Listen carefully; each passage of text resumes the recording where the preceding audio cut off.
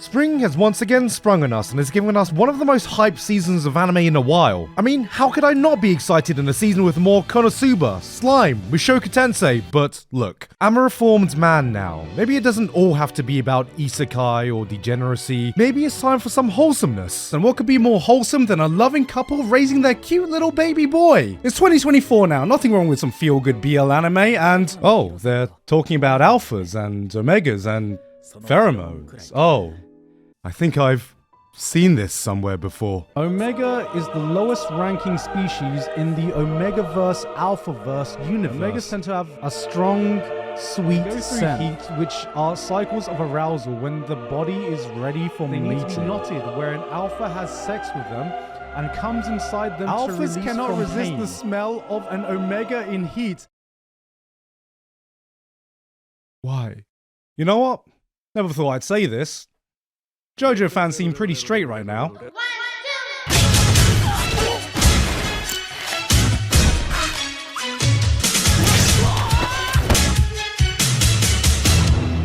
There is a lot of anime we've got to go through, but thankfully watching anime has never been more of a breeze thanks to today's sponsor, Opera GX. Guys, I know a lot of you watch these videos I make every season, so you don't have to trudge through the boring and lackluster shows and just skip straight to the good stuff. So I gotta ask you, why are you settling for a boring and lackluster web browser? Why choose to eat some bland, unflavored food where you could add a little bit of spice to it? Opera GX is just that, a browser with some spice. In Opera GX, you can fully customize the vibe and appearance of the browser itself. Using GX mods, you can give your browser its own theme music, add sound effects to your keyboards, and opening and closing tabs. Change the theme and color of your browser, as well as use custom wallpapers, some of which are even animated. And of course, you can pick and choose whichever mods from amongst these you want to use. You know, so you can choose just how much spice your browser needs. But that's just the cosmetic stuff. Opera GX also has a buffet of different features tailored to making your web browsing experience as smooth as possible. Let's take right now, for instance. You can pop out and separate this video you're watching from the browser into an adjustable frame that'll stay on top while you're browsing through other tabs. Not only on YouTube, but on any streaming site you use, which includes when you're watching anime. And if that's not enough, you can even open up separate apps in the sidebar of the browser itself. If you want to make the switch to Opera GX today, it couldn't be easier. You can import all of your bookmarks, cookies, and whatever browsing history you degenerates have out there I don't want to know, over in just a few clicks. So go ahead and click that link in the description to try it out today. Thank you very much to Opera GX for sponsoring us, and with that said, let's get back to spring anime. Bartender をお任せしようと思います。早速それぞれに得意なカクテルを作ってもらう。君は Vodka, tequila, okay. Let's go together. I got box wine. Rum, Everclear. Woo! Peach snaps, triple sec, just to make it right. Peach vodka, triple sec. And there you have it, homeboy!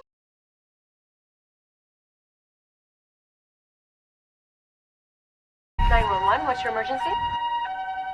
Oh no, this is some old school shit. A remake of Bartender? Even when the first one aired 18 years ago? This already felt like a pretty underground anime back in the day, but this show was an absolute vibe, even though I couldn't even drink in England when it was first aired. Even though I couldn't even legally drink in England when it was first airing. It's a radio, you muppets! On theme, if you're looking for a nightcap show, this is it. You have different characters at a bar going through their own daily troubles, and a bartender who can serve you the perfect drink in that exact moment based on his own deductive reasoning and observation skills. So basically, he's the Sherlock Holmes of getting wankered. But that's not the only thing getting a remake, because Spice and Wolf is back. Yes, the Spice and Wolf. Now, this was a widely beloved show back in the day and one of my personal favorites, but a reminder, when this show first came out, George W. Bush was still president of the United States. We are not talking to the same anime fans anymore, so let me explain this in a way that the current generation can understand. Okay, hold on a second.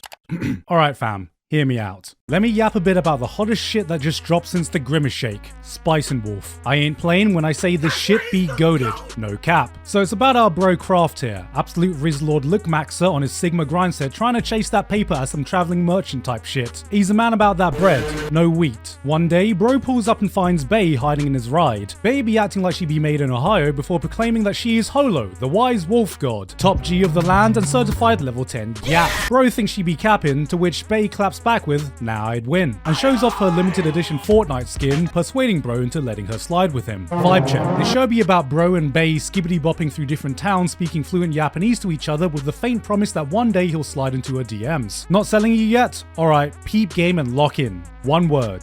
Economics. Now that topic may sound like Riz, but hold on, let it cook. By just yapping, bro is able to stack some mad paper by phantom taxing these NPCs with bro's 1000 IQ levels in hustlenomics because he knows to always bet on Hikari. This sounds sus, but trust me, this yapping be teaching you more than you'd ever learn in Hustlers University. In conclusion, the show is 10 out of level 10 Gats, Skibidi Ohio W Riz with a grimace shake. Now if you think those two shows were a blast from the past, we're just getting started with some of the other sequels coming out. Kyoto Animation is actually making a season 3.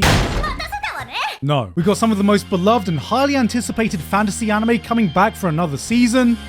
Demon Slayer, Eurocamp is back, which means so is the economy of the Yamanashi Prefecture. My Hero is in its 7th season now. 7th season! Mushoku Tensei is continuing, with Rudy realizing he is actually a Fate fan by proving he is the bone of his sword. Black Butler? We're getting more Black Butler? What is happening right now? Bartender, Spice and Wolf, Hibiki Euphonium, Black Butler? What am I, my college years again? And wait, they're giving us more No Game No Life? Wait, no. This is not more No Game No Life. This has the games, this has the color palette, but there's no uncomfortably incestuous relationship between the main duo. I guess that's something from 2014 that we're not going to see revive this season. Oh, what the fuck? Okay, what do we have here? The launch of 7G? Well, lads, better get those towers running before the Brits try to burn them down. Haha.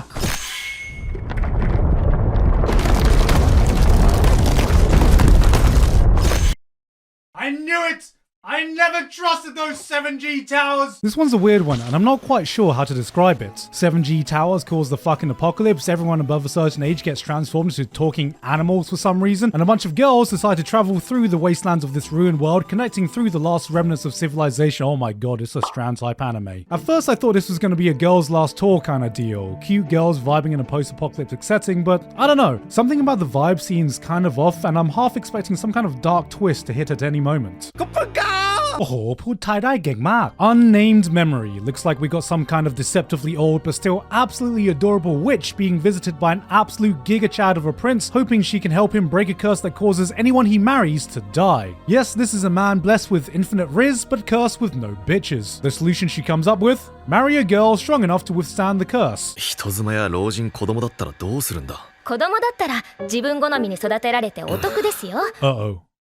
This man is one scene away from a ukulele apology video. This seems like it's going to be one of those dialogue-heavy shows that relies on witty banter and chemistry between the main duo and their developing romance. And hey, this is also endorsed by the ReZero creator himself, which could mean this can turn into something really good, or he just really, really likes witches. Speaking of cute romances, we have an absolutely adorable love story guaranteed to warm the heart about a socially awkward demon lord who has absolutely no interest in women falling in love at first sight with a cute, innocent elf girl. Aww. She's apprehensive about his intentions at first, but he's so socially inept that he can't properly express his feelings. But slowly, over time, they come to understand one another and really start to care about each other. Oh, okay, that sounds pretty cute. Yeah, you know, it's just a really wholesome romance about a slave and her owner. What? The Fable. Okay, this is a title I've heard some great things about. A world-class assassin is forced to go into hiding and live a normal life and has to learn how to use his very particular set of skills to solve every wacky situation he's involved in without killing anyone. Which is basically John Wick if it was a comedy set in the Yakuza universe. Everyone, and I mean everyone I've met who's read the manga only has amazing things to say about this. Which, of course, means this was cursed to have the dullest, blandest looking anime adaptation you could ask for. I'm just saying, shows like this that give Read the Manga Bros the fuel to wake up in the morning and continue to be an absolute menace to society.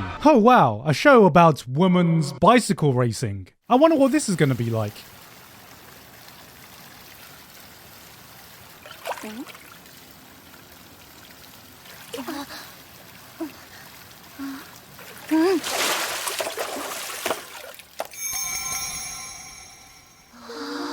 Damn, what an amazing show about women's bicycle racing. I wonder what pressing topic anime will tackle next. Woman basketball. Okay, enough of this seasonal filler crap. Let's see some of the heavy hitters. Kaiju number 8. The hottest new Shonen Jump adaptation that is looking like it's going to be the hot new talk of the town. IG are once again looking like they're bringing their A game. Production values look damn good. Somehow they've got Youngblood doing the opening and fricking Young Republic doing the ending. Konnichiwa, Japan. It looks like some high profile people have put a lot of chips into this production. So let's see what they've been cooking. You can milk anything with nipples. We've got a world getting invaded by kaijus, a special task force of super soldiers who hunt them down, an old man protagonist at the decrepit age of 32 who gets turned into a mini kaiju and applies to join the very task force that's supposed to hunt him down. It's a shonen action show, you know how it goes down, but I'll say it's goddamn refreshing to see a hot shonen jump show that has a mature, older protagonist as opposed to the millionth teenage high schooler. Somehow this anime is premiering on Twitter, excuse me, every week, so I can't wait to see such riveting discourse about this show, such as "This episode was mid" and "Pussy in bio." Check out this show about a kaiju that beats up other kaijus. If you need a change of pace from ghoul that beats up other ghouls, titan that beats up other titans, devil that beats up other devils, and of course, dipshit that beats up other dipshits. But if that's not enough, here's the other action show to look out for. Sentai Daishikaku, or Go-Go Loser Rangers, takes place in a world where the monsters of the week battles in the world of Super Sentai or Power Rangers have been transformed into a commercialized event where the Rangers, who are secretly arrogant assholes abusing their powers, fight scripted battles against powerless goons who are forced to enact humiliating defeat after defeat every single week to a crowd that is none the wiser. But one day, one of the goons has had enough. So what if he's just cannon fodder? So what if he's completely powerless against the might of the asshole Rangers? He's gonna find a way to take down his oppressors and restore the balance of power. In short, this is The Boys, but with Power Rangers. Morphin' time! Triceratops! Saber-tooth tiger! Tyrannosaurus! So you're saying that's a portal to another world? Yes. Think carefully about this. You'd be saying goodbye to your loved ones, your life. You're gonna leave behind everyone you know, everyone you've ever loved. Geronimo! Well, what better way to start the Isekai train than a cute little moe reverse Isekai comedy starring an older, mature detective becoming the unwilling partner to some cute little dipshit anime girl. This feels like the spiritual successor to Hinamatsuri, with an extra dash of... Because nothing screams Hinamatsuri like cute girls doing homeless things, and nothing screams... like...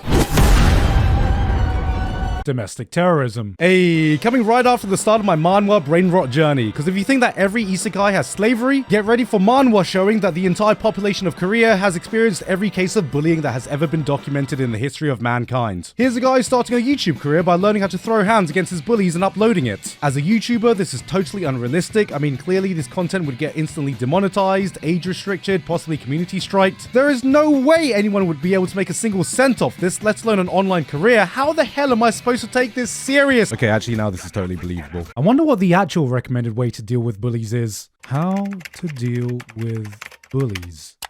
If you're being bullied, reach out to an adult that you know and trust. There's a lot of ways to get there.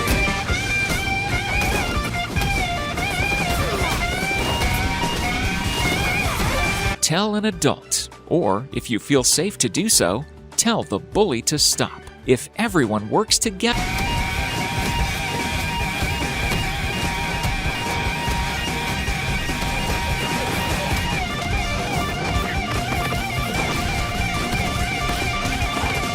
Windbreaker, another delinquent anime whose manga is apparently inspired by Tokyo Revengers, which makes me feel kind of bad because this single fight scene is already leagues above anything the Tokyo Revengers anime has showcased in 3 seasons. I'm not normally too big on this genre, but if the production values continue like this, I might just have to stick it out. I think what I found most amusing about this isn't actually the fighting or violence, it's the idea of a street full of grown adults cheering their fucking hearts out at the sight of a bunch of kids beating the shit out of each other. All in all, just another average day for Birmingham Revengers.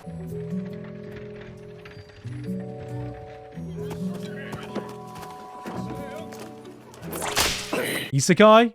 Isekai. So we got another guy in a fantasy world that's clearly been transported. Wait. He got transported from a fantasy world that had slavery in it to another fantasy world that doesn't have it? Wait, and he doesn't get overpowered at level 1, but level 2? Guys, I don't think the Isekai genre is ready for this much innovation. Hey, it's an anime about some cute girls who start some podcast or radio show. Now, this is my neck of the woods. I wonder what they're going to talk about. Oh no.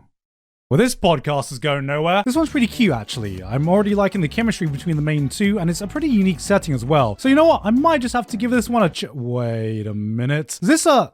Are they trying to trick me into watching an idol anime? Haha, nice try, but you're gonna have to do better than that. Girls Band Cry. Alright, I know anime fans are as allergic to CG as I am allergic to pizza crust, but honestly, this one looks alright. Yeah, it's okay, it's not Studio Orange level, some things look a little rough around the edges, but we've come a long way from Berserk 2016, especially when it comes to these micro expressions and facial animations that give their characters so much more life. It looks like the industry is finally learning how to work towards their strengths, and you know, I'm a sucker for music anime, especially when it comes to rock music, so you know what? Fuck you, CG haters! I'm gonna give this one a chance! This is another idol anime, isn't it? Thank you. Thank you! Huh, this one feels oddly reminiscent. Plain, average-looking girl with little romantic interest gives an umbrella to this random person that turns out to be an Ikemen! Ikemen! And then the popular guy suddenly shows interest in her. I mean, it seems like shoujo romances are getting a resurgence recently, and this feels like it's a gender reverse of whatever this genre is. There's Usagi Drop with there's Barakamon with golf. Ikemen! Ikemen! John, did you fucking nuts on the logo again? There's another anime in the ever-growing Re series. Re Monster, an isekai with no trucks, no death by overwork, just a good old-fashioned stabbing. Finally, the Brixton isekai experience has got some representation. Alright, so he's reincarnated as a goblin this time, but you know what? I've seen Goblin Slayer. I won't fall for your goblin propaganda. Wait, she's a goblin? Cause she about to be goblin these like King Kong. Seventh Prince. This is one of those shows that seems self-aware enough to play into its stupidly overpowered protagonist, but I can't shake the feeling that if I leave this running too long in the background, this kid's gonna start telling me that gliding should be faster. We got another kingdom building isekai. I'm not gonna lie, I saw the first episode of this, it reminded me of the civilization aspect of Slime and Realist Hero, and then I ended up reading every single available chapter in one night. It's pretty good. Hey, remember that old isekai called Gate? Now presenting the new Gate. Well, actually, this has nothing to do with Gates. And also, it's not really new, because this is based on a web novel that came out in 2013. So, now presenting the hottest new isekai of the season. Alright, that's enough isekai. Wake me up when we get a genre that hasn't already been done to death. Regression! Oh my god, it's a regression anime! Hey bro, have you seen this meme before? Oh no, I don't usually go on the internet. What's going on? The test is simple. Avert your gaze from the phone, and you die. What's on the phone?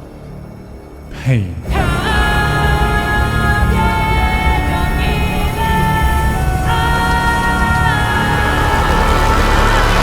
Kaiju number 8 wasn't enough for your Shonen Jump fix, there's Yozakura Family. This one looks like it's going to be more on the niche end, especially for Jump standards. Best way I can describe this is we've got some Spy Family-esque shenanigans about a poor kid unknowingly becoming a part of and trying to survive some Looney Tunes version of the Zoldyck family. We got Walmart Alphonse Elric, Hyperlolly, Siscon Sebastian. Oh, there's a lore-accurate gacha gamer. Hey, Blue Archive, finally, a gacha game adaptation I'm not familiar with. Yet. I'm gonna be real, I recognize way too many of these characters for a franchise I know absolutely nothing about. When I covered this in my stream, there seemed to be a lot of memes floating around that just went over my head. I've been told that apparently Cunny or something is a big meme in the community, which I assume means these girls are cute and funny, right? Oh my god. Okay, so what are you looking for in this character design? Oh, you know, just something standard for the industry. Understood. Nah, we're not trying to appeal to the Blue Archive fanbase. Got it. Or the Genshin fanbase. No problem. I don't know, it still doesn't look right. You know what? How about you just tell me what you're making here? A VTuber avatar. Perfect.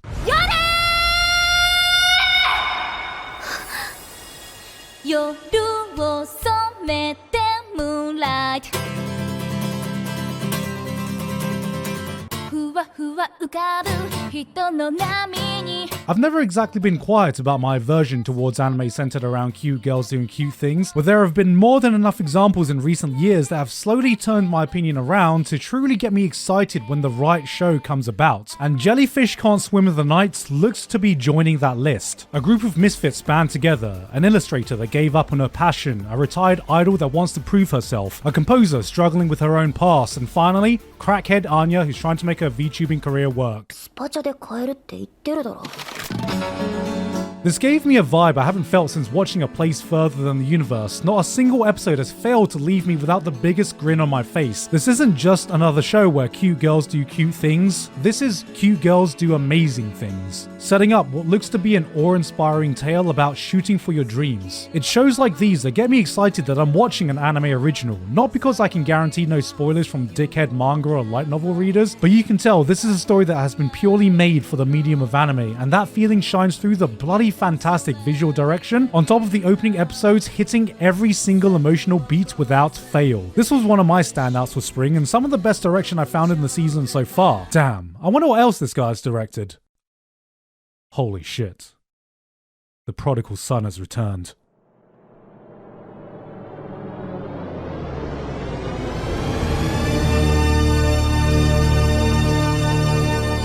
Ding dong like King Kong.